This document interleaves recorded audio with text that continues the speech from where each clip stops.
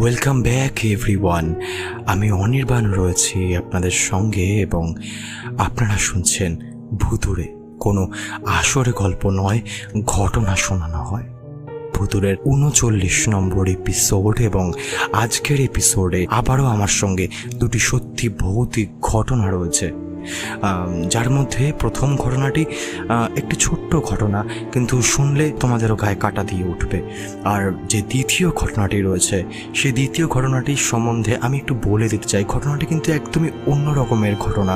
মানে এই যে ঘটনাটি রয়েছে, এরকম ধরনের ঘটনা ভুতুড়ে চ্যানেলে আগে কখনো শোনানো হয়নি।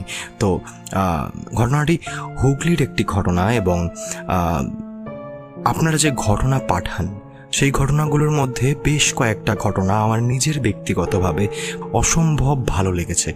তো এই ঘটনাটা তার মধ্যে একটি ঘটনা আমি বলতে